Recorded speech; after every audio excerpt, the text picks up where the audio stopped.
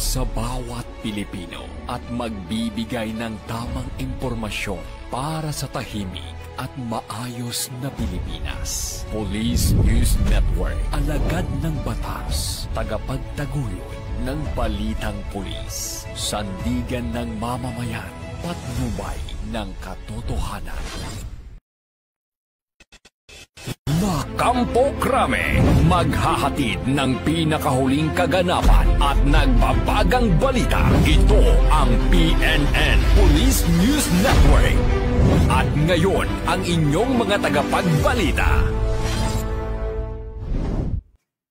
Magandang araw, bagong Pilipinas. Ako ang inyong alagad ng batas, tagataguyod ng balitang pulis, Patrolwoman Janina Aguas mula sa Manila Police District. Maghahatid sa inyo ng tamang balita, kwento ng pulis at serbisyo para sa mamamayan. At ito ang PNP News Online, ang pangunahing balita ng Police News Network. Alagad ng batas, tagataguyod ng balitang pulis.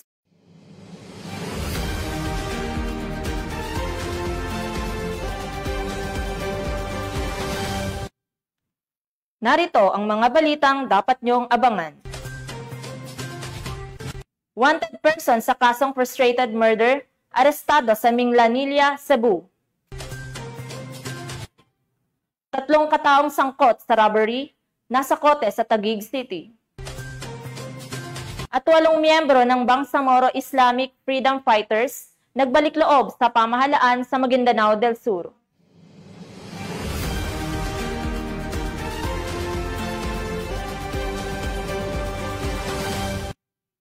Narito ang mga balitang hatid ng ating PNN correspondents mula sa iba't ibang panig ng bansa.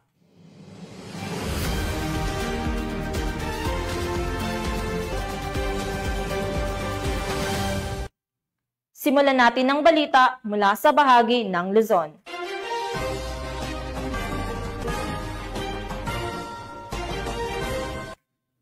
Tatlong individual na sangkot umano sa kasong robbery at paglabag sa batas pambansa bilang 6 ang naaresto ng mga operatiba ng Southern Police District sa ikinasang operasyon sa Taguig City. Ang report mula kay Corporal Abigail Rojas.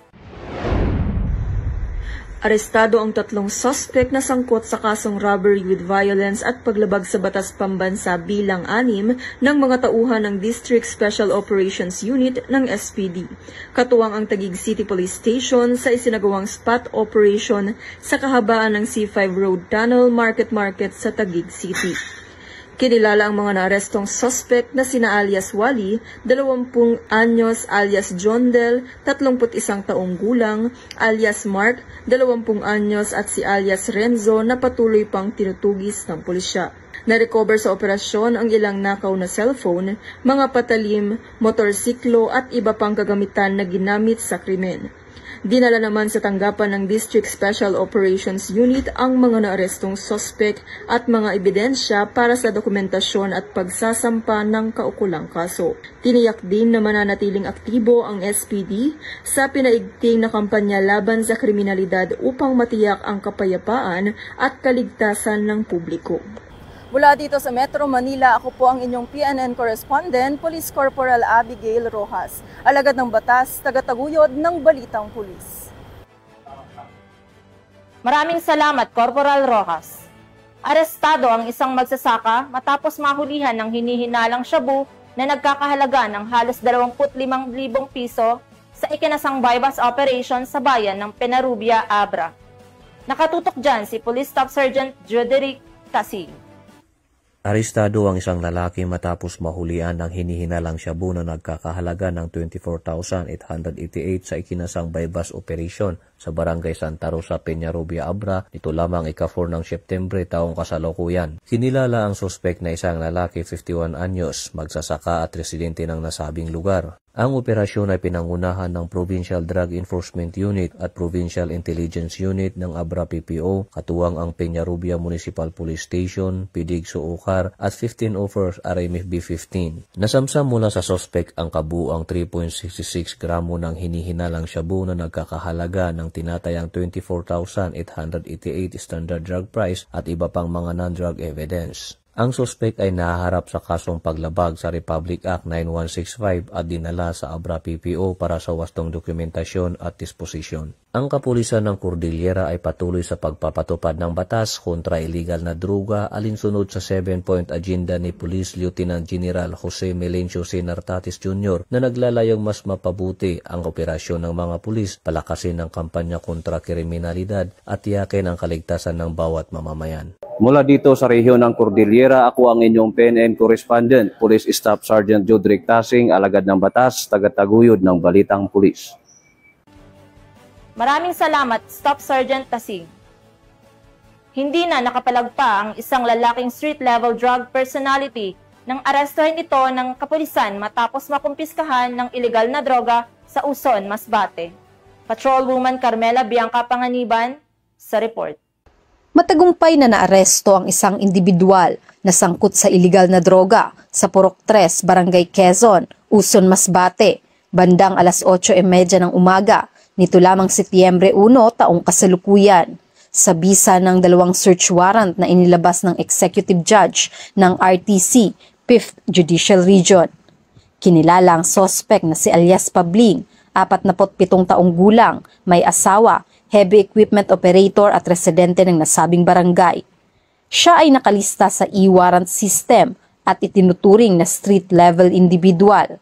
Ang operasyon ay pinangunahan ng Uson MPS, katuwang ang Masbate PPDEU, 2nd MMFC at 502nd MCRMFB5 sa koordinasyon ng PIDEA Regional Office 5. Nakumpiska mula sa sospek ang isang itim na pouch na naglalaman ng mga heat-sealed plastic sachet na hinihinalang shabu na may tinatayang kabuuang timbang na 11 grams na may halagang humigit kumulang 74,800 pesos. Samantala, nakuhaan din ng sospek ng isang tutor, magasin at bala ng kalibre .45 pistol. Ang sospek at ang mga nakumpiskang ebidensya ay kasalukuyang nasa kustodiya ng Uson MPS para sa kaukulang disposisyon. Mula dito sa Legazpi City, Albay, ako ang inyong PNN correspondent, Patrolwoman Carmela Bianca Panganiban, alagad ng batas, tagataguyod ng Balitang Pulis. Maraming salamat, Patrolwoman Panganiban. Tunghayan naman natin ang mga balita mula sa Visayas.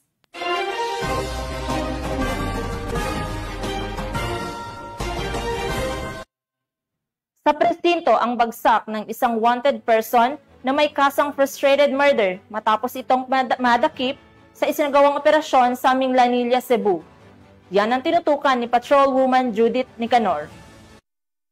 Hawak na ng kapulisan ng Minglanilla ang wanted person na may kasong frustrated matapos na maaresto ng mga otoridad sa Purok Mansanitas, Barangay Poblacion Ward 2, Minglanilla, Cebu nito lamang nakaraan. Ayon kay Police Lieutenant Mary Jane B. Comeros, Deputy Chief of Police ng Minglanilla Municipal Police Station, Cebu Police Provincial Office, bandang alas 5 Gs ng hapon nang maaresto ng kapulisan ang suspect na si Rodilino, 40 anyos na residente ng nabanggit na lugar. Ang naturang wanted person ay naaresto sa bisa ng warrant of arrest para sa kasong frustrated murder na inisyo Honorable Catalina Shineta T. Palacio, Presiding Judge of the Regional Trial Court 11th Judicial Region, Branch 41, Katilan, Surigao del Sur na may 200,000 rekomendadong piyansa. Kasalukuyang nakapiit sa Minglanilla MPS ang sospek para sa dokumentasyon at tamang disposisyon. Ang Minglanilla PNP sa ilalim ng pamumuno ni Police Lieutenant General Jose Melencio Sinartatis Jr., Acting Chief PNP ay magpapatuloy sa pagtutok upang mapanagot ang lahat ng mga kriminal na nagtatago sa batas saan mang sulok ng bansa. Mula dito sa Central Visayas, sa Honyong Police News Network Correspondent, Patrolwoman Judith Nicanor, alagad ng batas, tagataguyod ng Balitang Pulis. Maraming salamat, Patrolwoman Nicanor. Napasakamay ng mga otoridad ang nakatalang top 7 municipal most wanted person sa kasong acts of lasciviousness matapos itong maaresto ng Leyte PNP sa bayan ng Barawen, Leyte. Magbabalita dyan si Patrolwoman Maria Elena Singian. Arestado ng mga autoridad ang tinaguriang top 7 municipal most wanted person na may kasong acts of lasciviousness matapos mahuli sa barangay Dinaayan, Burauen, Leyte. Naaresto ang akusado bandang alas 7 ng umaga ng mga tauhan ng Burauen Municipal Police Station kasamang Leyte Provincial Intelligence Unit sa bisa ng warrant of arrest para sa kasong acts of lasciviousness na may inirekomendang piyansa na 180,000 pesos para sa pansamantalang kalayaan. Ang akusado ay dinala sa Burauen MPS para sa kaukulang dokumentasyon at tamang disposisyon. Ang pambansang pulisya ay hindi titigil sa pagtugi sa mga nagkasala at patuloy na nagkakasala sa batas upang matiyak ang kaayusan at katahimikan sa ating bansa. Dahil sa bagong Pilipinas, ang gusto ng pulis, ligtas ka. Mula dito sa Eastern Visayas, ako ang inyong PNN correspondent, Patrolwoman Singian. Alagad ng batas, tagataguyod ng balitang pulis. Maraming salamat, Patrolwoman Singian. Narito naman ang mga balita mula sa bahagi ng Mindanao.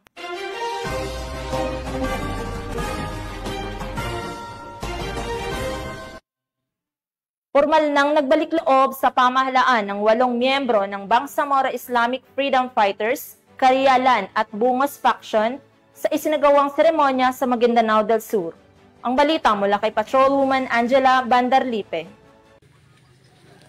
Nagbalik loob sa pamahalaan ng 8 aktibong miyembro ng Bangsamoro Islamic Freedom Fighters, Carialan at Bungos Faction sa bayan ng Mama Sapano, Maguindanao del Sur, nito lang may ka-4 ng Setyembre taong kasalukuyan.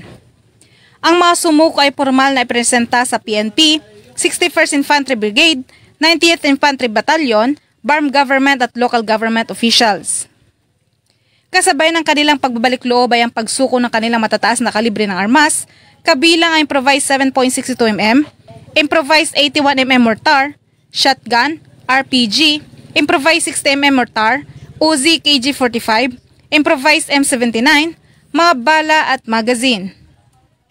Tumanggap ang mga sumuko ng financial assistance, farm inputs at bigas mula sa LGU Dato Saudi Ampatuan, Mayor Dato Bazir Banjo Oto, BARM government, provincial government, BM Kahal Jack Kedtag, at iba't ibang LGU officials ng naturang lugar.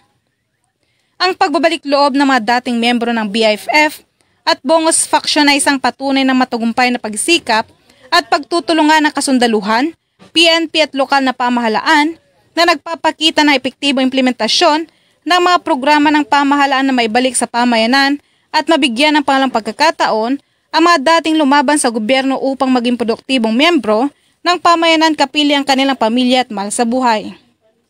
Patuloy namang hinihikayat ng mga otoridad ang lahat ng natitira pang miyembro ng BIFF na magbalik loob na sa pamahalaan upang makapagsimula na ng pagbabagong buhay. Mula rito sa Police Provincial Office ng Maguindanao del Sur, ako ang iyong PNN correspondent, Patrolwoman Angela Bandarlipe, alagad ng batas, tagataguyod ng balitang pulis. Maraming salamat, Patrolwoman Bandarlipe. Arestado ang isang drug personality na kabilang sa drug watch list matapos ang matagumpay na buy-bust operation na ikinasa ng mga pulis sa Kapatagan, Lanao del Norte. Patrolwoman Sara Vem Batumalaki sa report. Arestado ang isang individual sa isinagawang joint buy-bust operation ng mga kapulisan ng Kapatagan Municipal Police Station, katuwang ang PDA-10 sa Barangay Bagong Silang, Kapatagan, Lanao del Norte. Kinilala ni Police Colonel Yusua, Acting Provincial Director ng Lanao del Norte PPO, ang drug suspect na si alias Mark, 28 taong gulang, lalaki, may asawa, walang trabaho at presidente ng nasabing lugar. Sa ikinasang joint buy-bust operation ng mga operatiba bandang alas 9:30 ng gabi ay nagresulta sa pagkakakumpiska ng mga pakete ng hinihinalang shabu na may bigat na 3.1 grams at may standard drug price na 25,080 pesos at iba pang mga drug paraphernalias. Ang suspect ay naharap sa kasong paglabag sa RA 9165 o Comprehensive Dangerous Drugs Act of 2002. Mula dito sa Capistrano, Busa, Cagayan de Oro City, ako ang iyong PNN correspondent, Patrolwoman Sara Vem Batumalaki, alagad ng batas, tagataguyod ng balitang pulis. Maraming salamat, Patrolwoman Batumalaki. Bumagsak sa kamay ng mga otoridad ang top 10 regional most wanted person na wanted sa kasong statutory rape matapos ang matagumpay na operasyon ng mga tauhan ng Isulan Municipal Police Station sa Isulan, Sultan Kudarat. Nakibalita dyan si Patrolwoman Vina Morales. Arestado ng mga operatiba ang tinaguriang Top 10 Regional Most Wanted Person sa kasong statutory rape sa isinagawang warrant of arrest operation sa Barangay Kulambug, Isulan, Sultan Kudarat nito lamang Setyembre taong kasalukuyan. Kinilala ng Isulan Municipal Police Station ang suspect na si Alias Ray, 54 na taong gulang, isang magsasaka at residente ng nabanggit na lugar. Bandang alas 9:30 ng gabi nang isinagawa ng Isulan MPS kasama iba pang mga operatiba ang warrant of arrest operation sa pamamahay ng suspect na nagresulta ng matagumpay na pagka-aresto.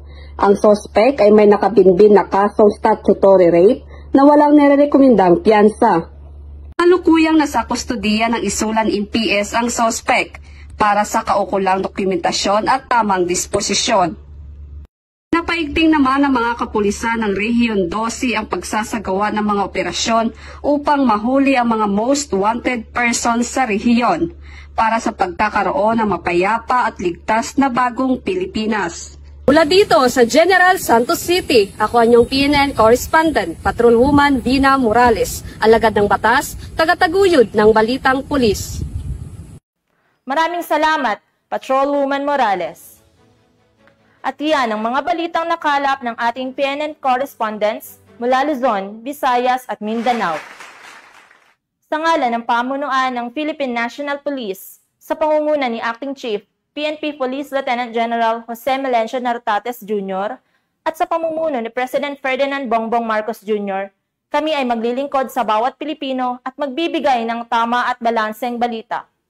Mula rito sa tanggapan ng tagapag-ugnay ng Pambansang Pulisya, ako ang inyong alagad ng batas, tagataguyod ng Balitang Pulis. Patrolwoman Janina Aguas mula sa Manila Police District, maghahatid ng tamang balita, kwento ng pulis at serbisyo para sa mamamayan. At ito ang PNP News Online, ang pangunahing balita ng Police News Network.